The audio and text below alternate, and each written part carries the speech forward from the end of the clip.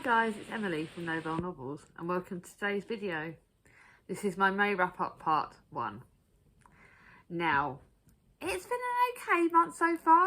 I think I've got 3 5-stars, but I have been sensible because, as you will already have seen from my wrap ups, I normally have all my 5 stars at the start of the month and don't save anything for the second half.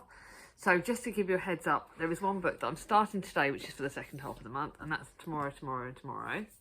Starting this on the 15th. I've also saved my Heather Morris Children, the Sisters of the Rising Sun, and I've saved my Page Toon book. Plus I got my last, my next Thomas Hardy, because that is, sorry, I'm changing the angle of this. So I've saved my Tess of the Devils for the second half, because I thought they would all be books I know I'm going to love, and so I wanted to save them for the second half. I've got 7 books that I'm adding to the TBR for the second half. And let's see how we're doing. So I did, I'm currently reading a contemporary which I added to the TBR, Some Kind of Wonderful. So I'm going to be reading a big chunk, I'm going to aim to finish this today. So you'll see this in my second half of the wrap up. I don't know whether I'm going to be finishing all this in one go or starting tomorrow and tomorrow and tomorrow. I might just read like a chapter of this and then crack on and read the rest of it. Because I know today's busy, because today's the day before Mia's birthday.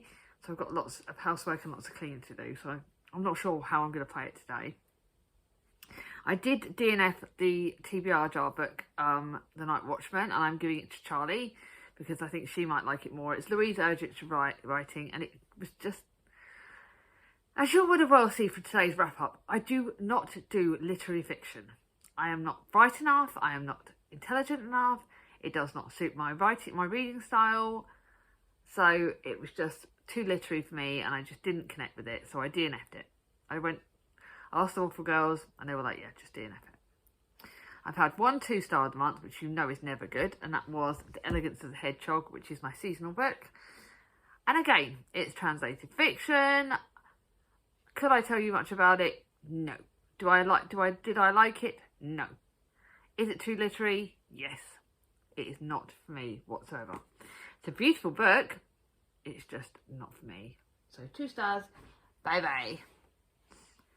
And then the rest of them are 3.5 stars. Then I've got 3 3.5 stars, and like 6 5-star, 6 4 stars, 2 4.5 stars, and 3 5 stars. So the rest of the books were okay. They just wasn't many amazing books.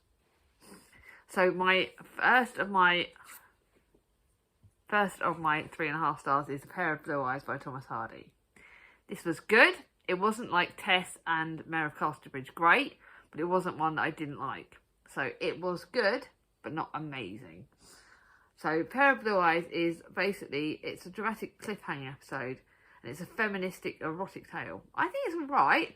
Like, it's about the blue-eyed heroine Elfrida Swancourt, and it's apparently largely based on Emma Clifford, who became Thomas Hardy's first wife. Oh. So she has like several lovers. She's got prejudice. It was quite interesting. I think I read it quite quickly because it was definitely one that gripped me. And I did enjoy it. I didn't love it, but I think it was quite easy to read. It was quite easy to follow through. And Elfrida was quite an interesting character. So I did quite enjoy this. So it's one I'm keeping. Then to a book that it's controversial. I know Cat from Brews and Reviews loved it. I know Simi loved it, but I didn't. I'm so sorry. It's 6 of Crows by Lee Bardugo. It is my library book, so I added it to the TBR, and I read it for the readathon because it's got some disability rep in it. But I didn't connect. There was obviously 6 lead characters, and I got lost quite easily. And it's very magical realism. Like, it's possibly slightly too for me, so I'm not going to read the next book, The Cricket Kingdom, and I probably won't buy Lee Bardugo's books. It's just not that my kind of fantasy. I don't know why, and I'm really sorry. It's a really big book, and I read it quite quickly, but it's not one that I loved. So it's about, obviously, so Kaz is like the leader of the group, and he wants to go off and break into the ice court, and he wants to do something good, and he's also got a convict with a thirst for revenge. So one of them, I think that's him. Kaz is the convict with a thirst for revenge. A sharpshooter who can't walk away from a wager. A runaway with a privileged past. A spy known as a Wraith. The heartrender using her magic to survive in the slums. And a thief with a gift of lucky escapes. 6 dangerous outcasts, 1 impossible heist. And they might be unstoppable if they don't kill each other first. It was good, just wasn't like as amazing as I wanted it to be. It's my book, so. Then to the next one, which is 3.5 stars, but I feel really disappointed because I know Katie rated it 5 stars, and this is Now We Should Be Entirely Free by Andrew Miller. And again, it was okay. I read it like a day or so it wasn't bad. It's a big book and I still read it really quickly. I think I did, like I said, I read it in like a day, which was amazing. But it was probably a part of historical fiction that isn't like my jam sort of thing. And it's about Napoleon's War, so it's sort of that time, so it's quite early historical fiction and maybe just not an era that I liked. And about Captain John Lacroix, who returns to England after fighting Napoleon's forces in Spain. And he's not the man he thought he was. A survivor of the British Army's infamous retreat to Corona, he carries with him a shameful secret, one that he will travel to the outer reaches of Scotland to forget. And he does meet 2 lead characters he meets Emily and Jane, which are both my names, which is great. And that's quite interesting. He meets some other characters, and Emily has an eye operation. And I thought that was done really well, and that was really good for the readathon. So it did have bits that I really loved. And I loved Emily's character, not just because she's my namesake, but, it is a really good.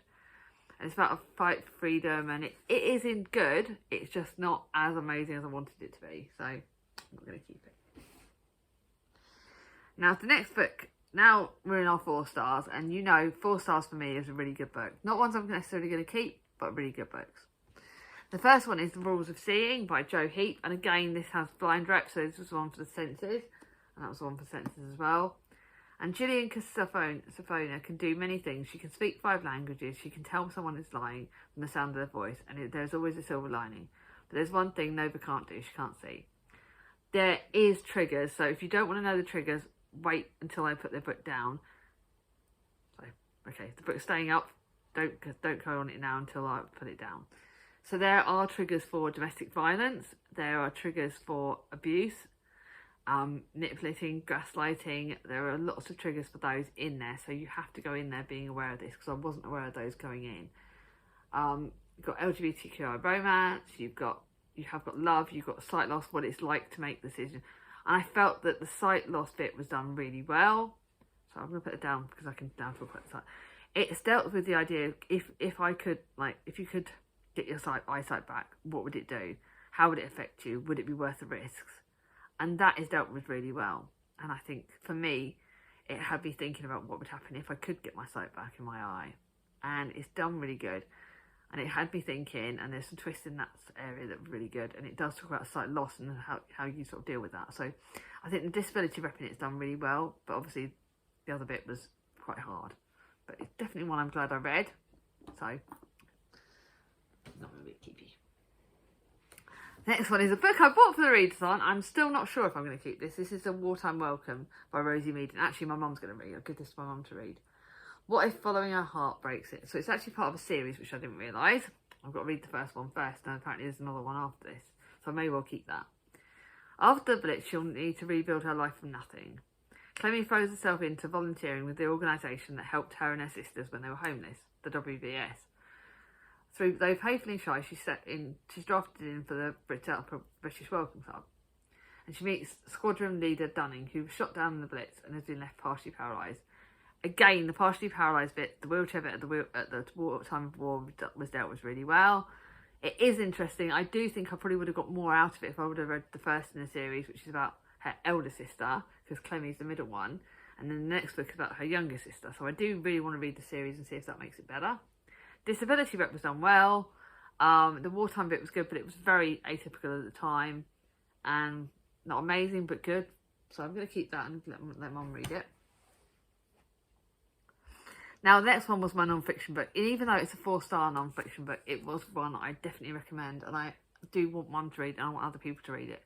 So I'm not sure if I'll keep it. Or, no, I probably won't keep it. I'll probably let Mum read it first and then give it back to the charity shop, because it is important. It's one that it's good enough that I think other people should read. And if I get it to a charity shop, other people will read it. And it's my view from an ordinary, resilient, disabled body. And it does talk about what it's like to be disabled and to live in a wheelchair. And it's a non-fiction biography.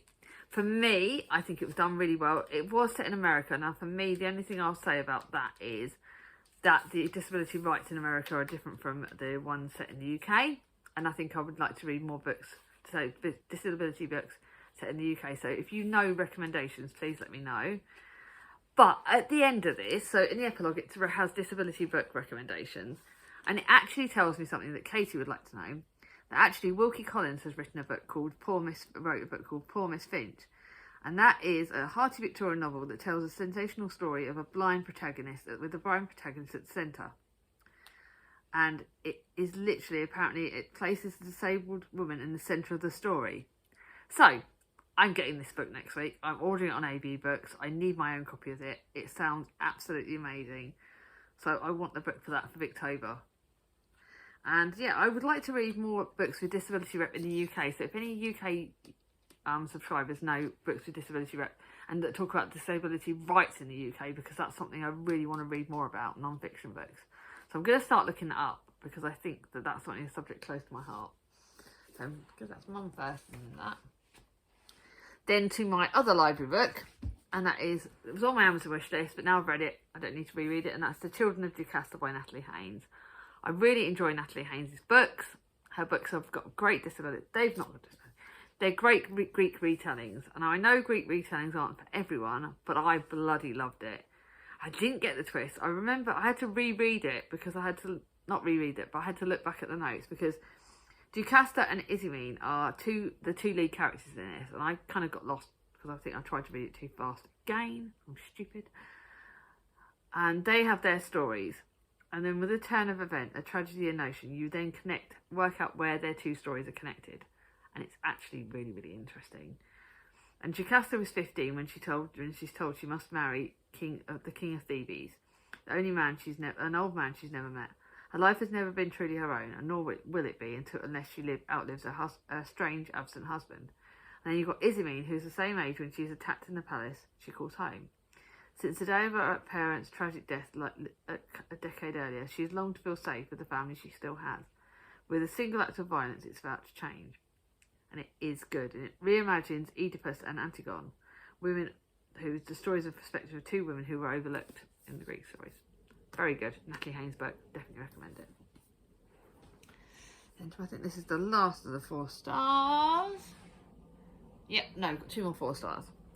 And the first one is a book, I think it was my seasonal book, and that is Mon Moon at Night by Rachel Corrie.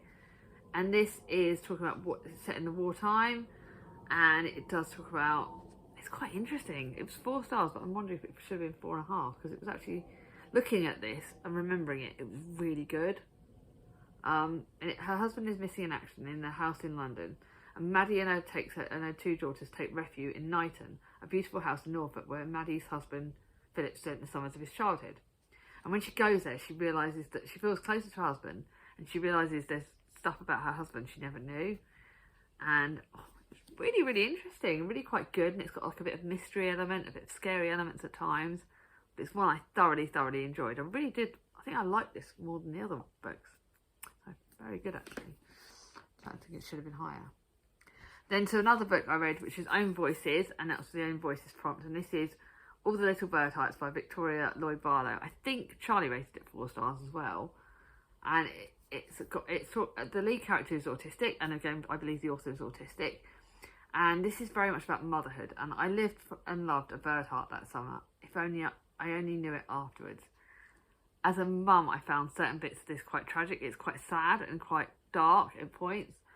And Sunday Forrester lives with her 16-year-old daughter Dolly in a house she grew up in. She does things more carefully than most people, and is happiest amongst the plants in the nursery where she works. And she has an etiquette guidebook that guides her through confusing social situations. I feel like for me, the autism rep was good. I don't know, I'm obviously not Own Voices on that, but I do feel like it was done well. And then into this world steps Vita and Rolo, a glamorous couple who move in next door, and they disarm Sunday with their charm, and then proceed to basically, yeah, it's quite interesting what happens, but it does get quite sad and quite dark and quite, ooh, yeah, points that are very interesting. I wonder if Mum's going to want to read it. Paid full price for it, so I will keep it. But I won't read it when I need delicate stuff, because it's not one I can read in the evening, because it really does get into your brain. It twists things, and it's like, yeah, very much twists things. And then to my last seasonal book, which I read, and one that surprised me because I loved this, and I ended up putting the next 2 books in the series on my wish list, and I've got the 3rd book now because someone gifted it to me, so I now need to buy the 2nd book. And it's Things We Never Got Over by Lucy Score. It's set in America, it's an American author, so there are some very American parts of the book, very saucy bits, very interesting bits, bit of mystery, bit of like a baddie, and the bad boy that turns good, you know, that kind of thing. Romance, evil twins, and it's really good. I really, really enjoyed it. It was 4.5 stars, and I thoroughly, thoroughly loved it. I didn't fly through it because I wanted to read it slow because I wanted to enjoy it, and I loved it. I really, really loved it. It was like one I'm definitely keeping because it was just so good. So the next 4 stars that I'm not sure if I'm keeping or not, because 4.5 stars, because actually I think, even though I don't know if I will save this. I think I probably will save this one actually. Your Welcome Universe by Whitney Gardner, and this was for the POC prompt. I don't know if I'll lend it to Mum or not. I think I'm just going to keep it because I don't. So it's about a deaf character, and it's one I do want other people to read. So if any of my friends that I see that live near me want to borrow it, let me know, because it does have the deaf portrayals really well, and it has one of the things I loved. I couldn't show this in the live. It has gaps in the writing where the person that's seeing it, I don't know if you can see it in this light. So the lead character is deaf, and when she lip reads, and she does sign language. And when she's lip reading, she misses certain words, and it's something that's very close to my heart because you're hearing certain bits of the conversation, you're not hearing all of it. So you have to kind of make up in your mind what the missing gaps are, and I felt that was portrayed really well. It is very YA. So you have to go into bear in mind that. But I think it was done really well, and I think that the disability rep in it was really good, and it was just a really good book. Really enjoyed it. Now to my 3 5 stars. I'm not going to get you to guess what they are, because I just think that all 3 of them could have been favourites. But yeah, one of them is going on my favourites of the year so far, and I'll start off with that, and that is the group book, which is The Secret of Haven Point by Lizette Orton. Again, she is actually an own voice author. I want all her books now because this was done so well. This one will get kept. I'm going to find out if Mum's read it. If she hasn't, she should read it. I was Haven Point's first Reckling, but I certainly wasn't its last. There are 42 of us now, not including the mermaids. I could talk about this book all day and all night, and I'm very tempted to do an actual individual review. So when this video goes live, I'm going to be putting a poll. I'm going to schedule it today because otherwise I won't remember. And if I get enough votes to say that you want me to do a live review, a proper review video for it, I will, because I think this does deserve that in my opinion, but I need you guys to know if you want me to do it. And it's got amazing disability rep in it. It's got quite a lot of different disabilities, but it mentions the disabilities, but it doesn't focus on that. It talks about ways that the characters live with it and the way that they deal with it and the way that they get on and do other things, but it does have an underlying other storyline, and it's just done so well. It was a great choice for group book. I think for me it was a favourite. It's my favourite book of the month, and it's definitely going on my favourites of the year so far. This captured my heart. It could have matched, even though it was a group book, it could have met like pretty much if not all of the prompts, but I think it did meet all of the prompts, bar non-fiction. So fantastic book, one I thoroughly recommend, and if you haven't read it, please read it. You need to read it. The next one is for my next book in the series, and that's Heroes of Olympus, the Son of Neptune. This is the 2nd in the series, and I thought I liked The Lost Hero, but this was done even better, and it's 5 stars all the way. It's Percy Jackson's story when he's lost his memory and he's in the Roman camp, and it's 1 cursed demigod, 2 new heroes, but he isn't like the lead character in this. I think there's other characters in this, and there's Frank and June and I think it's Frank here. It's him, Frank and June, and they're going on a story, and Frank's story is like the real interesting one, but June's story is so good as well. And who else is it? Yeah, it's just, oh my god, it's just done so well. Like, you can't not love it. It's Frank and Hazel. Yes, because June was none of it. It's Frank, Hazel and Percy, and they're all their different stories, and they've all got really different ones. And it's got the autism. I think it's got dyslexia in it. The lead character is dyslexic, and it's fantasy. It's 2nd in the series. I can't wait to read the 3rd one. I'm so desperate to read it. Oh my god, I loved it. Percy Jackson Heroes of Olympus series I think is better than the Percy Jackson series. So that's another one that's a keepy. And then to my last 5 stars, and again a book that surprised me how much of a 5 stars it was. And so I'm keeping this, and this is the Embroidered book by Kate Hartfield. I definitely want to read more of this author's books. It was my big book of the month, but I still flew through it in quite a few days. But it's actually got like some magic in it and like some fantasy in it. It's historical fiction mixed with fantasy, which you know I love. It's my jam. And that is Princess Charlotte, the daughter of the Habsburg Empress, arrives in Naples to marry a man she's never met. Her sister, Marie Antoinette, is sent into the mirrored corridors of Versailles. Alone but powerless as children, they discover a book of spells with dark and unpredictable consequences. And, oh my god, it's an area of history I've not read much about. You do keep checking back to the children they had. There was a lot of, I will say that there is a lot of child loss in it, and as a parent that could be hard. But you've got the list of their children, you've got a list of the different courts, you've got this in the list and their siblings. So there is a character stuff at the start, which I think you do need to look back at. And this is another one that's going on my favourites for the year so far, because it was done so bloody well, and it was just absolutely incredible. I absolutely loved it. It was historical fiction. It was just amazing. It was like, what a book to start with, because I find it hard to live up to those 3. Like, I have got books though for the second half that I'm adding to the TBR, which I think could be 5 stars, and I'll show you them now. I'll show you the books. There's 7 books that I'm adding to the TBR. Wonder which book of these 7 you're going to find. So the first one is a book that I told you in my Spoonies TBR that I would be adding to the second half, and that is Cosima the Unfortunate Steals a Star. I've got a signed copy from Ink Books, so it's a signed copy which you know I'm going to be keeping. And it's also got the Ink book. It's got a post. It's got the little thingy on it. I think, was this the one that's got the stamp on it? No, this isn't the one that's got a stamp on it. But it's a signed copy. You've got pictures of the characters at the start, so it's middle grade.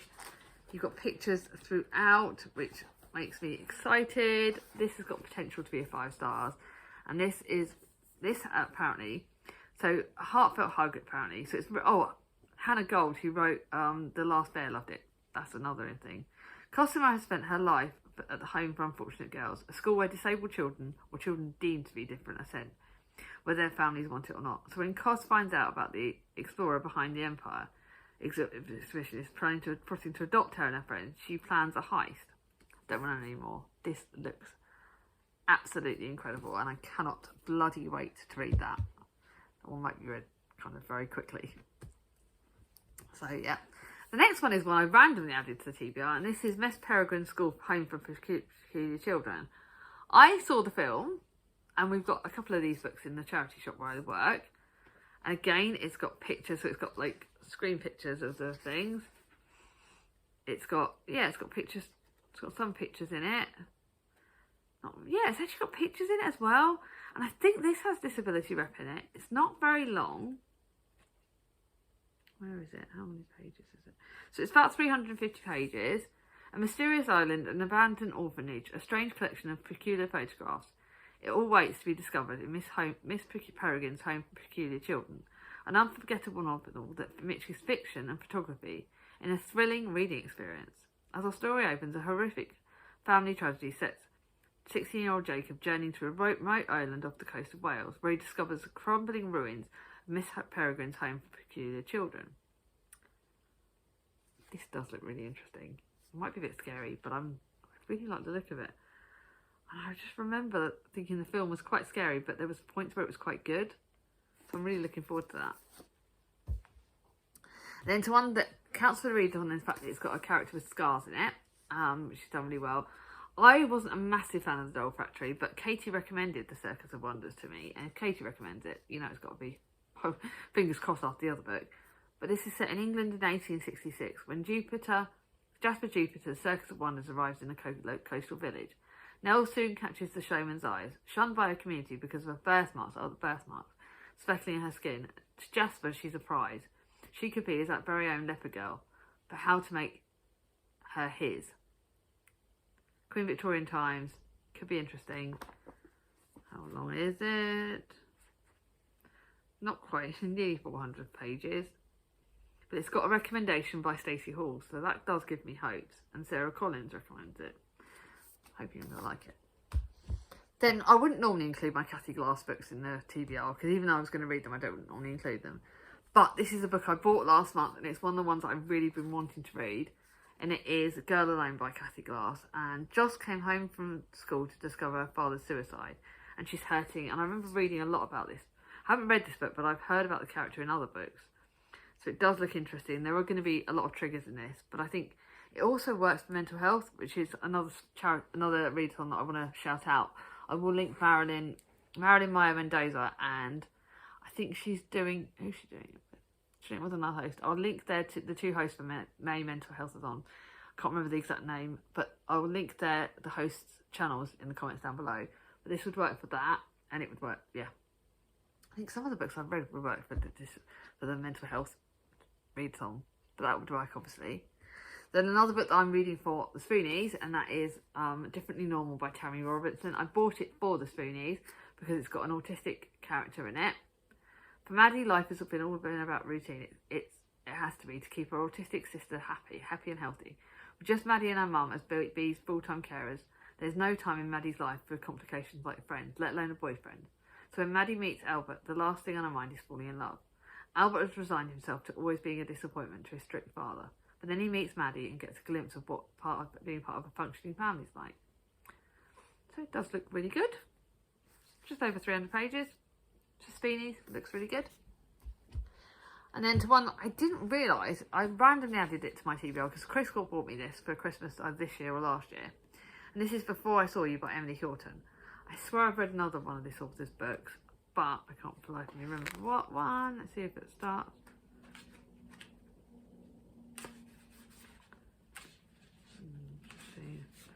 I can't find out. But this has got apparently emotional book. But the reason why I think I added it, Alfie's been in hospital for months, recovering from an accident. So obviously I had a car accident. A new face on the ward is about as exciting as life gets for him right now. So when someone moves into bed next to him, he's eager to make friends. But it quickly becomes clear that seeing his neighbour's face won't happen anytime soon. So he has got sight. I think possibly he's got either sight loss or... No, Alice has been badly burnt. So she's got scars and can't even look at herself yet, let alone letting anyone else see her. She keeps the curtain around her bed firmly closed and doesn't stop Alfie from... But it doesn't stop Alfie from trying to get to know her. This does sound really incredible, and it's a book that I really wanted to read, so I think it matches the readathon really well. The author's name's Emily, gotta love that. It does look really good, so that one's getting added to the TBR. And then lastly, a book for mental health on May, and that is Everything Is Okay by Debbie Tongue. I've read a couple of Debbie Tongue's books, and I think this is for the May mental health on. It's a graphic novel about her struggle with anxiety and depression. She shares what it's like to navigating life, overthinking every possible worst case scenario. Right, I'm trying to think of an emoji. I know what I'm going to do for an emoji. There is a scene in this book, so if you've got to the end of this video, there is a scene in this book where one of the characters is looking up at the stars, and we've had a lunar eclipse. We've had a lunar thingy-majiggy. Something happened at night with the solar thingy, Northern Lights thing. So if you got to the end of this video, leave me some stars emoji, because the night sky, I think that's something to do with the night sky, like stars. I think it would be good, because I think for me, one of the things that's come out of the Spoonies is I talk about people with disability rep, and I talk about positive. I've been talking about positive representation, how we're warriors, but I also want to talk about the fact we reach for the stars. We try to beat our prejudices. We try to survive.